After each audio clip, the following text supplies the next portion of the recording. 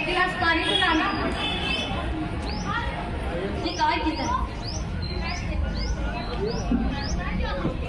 लीजिए। अच्छा ये तो बता खाने में क्या बनाया है? पिताजी दाल चावल। क्या दाल चावल रोज रोज यही बनाती है? कुछ नया नहीं सीखा जाता तेरे से? क्या कहूँगा तेरे ससुराल वालों को कि बेटी को कुछ सिखाया नहीं और भेज दी यहाँ? पिताजी मुझे खाना बनाना अच्छा नहीं लगता है पिताजी। जबान मत लड़ा मेरे से, कुछ अच्छा सा काम काज सीख। और आज मैं लड़का देखने गया था तेरे लिए। पहले अपनी बेटी को तो देखो, मेरी उम्र ही कितना हो रहा। बहुत कैसी जैसी जबान चलने लगी है तेरी। पिताजी मुझे पढ़ लिख कर कुछ करना। पिताजी अपने पैरों पर खड़ा होना है।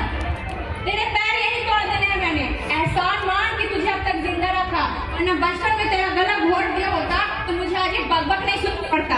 यही सब सुना सुना कर तुम को मार दी पिताजी। अब किस किस को मारोगे? बदतमीज, जबान नहीं पिताजी। एक बात कान खोल कर सुन ले, जब तेरी माँ की नहीं चली तो तेरी क्या चलेगी?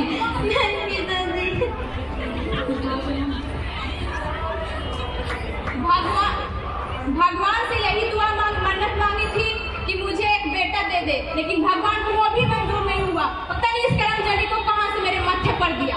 माना कि बेटे घर के चिराग होते, बेटियां भी घर की कम रोशनी नहीं देती हैं। ज्यादा जबान मत चला, जो भी करना अपने ससुराल में जाके करना, मेरे सीने पे मुंह मत डाल।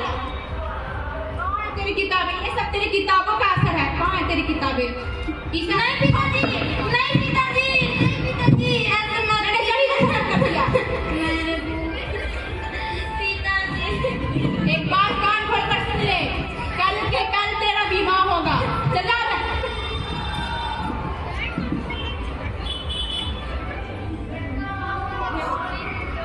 Hello hello hello. Ram Ram भाई साहब। राम राम भाई साहब। मैं रानी का पिता बोल रहा हूँ। हाँ बोलिए। कह रहा था वो जो दिल्ली वाला लड़का था ना, उससे मेरी बेटी का रिश्ता तय कर दो। पर आपकी बेटी तो अभी बहुत छोटी है। काहे का छोटी हिसाब, अब टाइम आ गया उसके हाथ पीले करने का। तुम तय कर दो। ठीक है आपकी जैसी मर्जी। राम राम राम।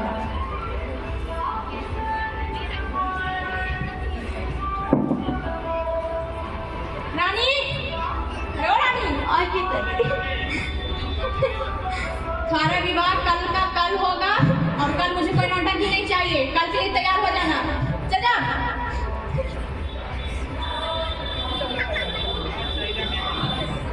नीचे। इतना सब कुछ होने के बाद रानी के ऊपर दुखों का पहाड़ टूट पड़ता है और उसे मजबूरन घर छोड़ने पे मजबूर हो जाती है। और जब पिता काम से लौटकर घर आते हैं और रानी को ना पाते हैं तो वो पड़ोस में खोजने के लिए निकल जाते हैं। रानी, अरे रानी कहाँ चली गई? कहाँ चली गई? पड़ोस में देखता हूँ। रानी, राम राम भाई साहब। राम राम भाई साहब। आपने मेरी बेटी रानी को देखा है क्या कहीं? नहीं भाई साहब, मैंने तो नहीं देखा। पड़ोस में खेल रही बच्चों के साथ। पड़ोस में देख लिया, वहाँ भी नहीं है। ठीक है भाई, मैंने तुम्हें देखा। ठीक है। हाँ चली गई, कल उसका विवाह नाक कट। राम राम राम राम। आपने मेरी बेटी रानी को देखा क्या कहीं? नहीं, आज नहीं देखा, पर कल देखा था। और कुछ मायूस थी और परेशान सी लग रही थी और घर छोड़ने की बात कर रही थी। क्या घर छोड़ने की? हाँ। हाय रानी, तुम कहाँ चली गई? रानी तुम कहाँ चली गई?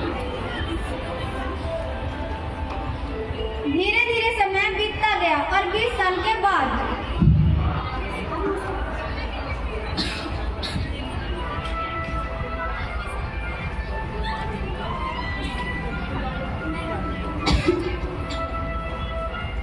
अरे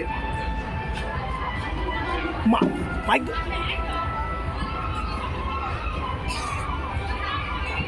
कहाँ है भाई? कहाँ? राम राम भाई साहब। राम राम भाई साहब।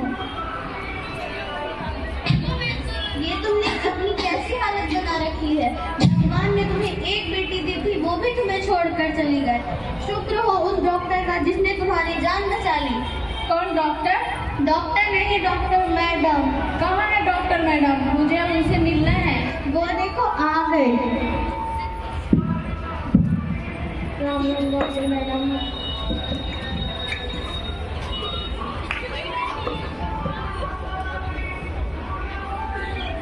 बहुत बहुत धन्यवाद डॉक्टर मैडम आपका, आपने मेरी जान बचा ली। मुझ गरीब के पास ऐसा क्या है जो मैं आपको दे सकूं? हाँ, आप दे सकते हैं दुआ चंदी, कभी बेटियों को बोझ नहीं करनी। क्या नहीं पहचाने बाबू? रानी बेटी? हाँ, मैं रानी, वही रानी जिससे आप बचपन में हाथ पीले करने की जगह पे जिंदगी को काले कर रहे थे। मुझे माफ कर दो बेटी, मैंने समाज के अंधकार में आकर बेटा और बेटी में फर्क करना शुरू कर दिया। बेटा और बेटी में फर्क करने का मतलब दो आंखों के बीच फर्क करना। मुझे माफ कर दो मेरी बेटी, मैं उपकार मांगता हूँ तुम जैसी बेटी को पाकर। तुमने मांगा भी तो क्या, एक बराबरी का दर्जा। और मैं आप सबको भी ये संदेश देना चाहता हूँ कि बेटा और बेटी को कभी बोझ ना समझे, दोनों को बराबरी का दर्जा दें। इसलिए बेटी बचाओ और बेटी पढ़ाओ।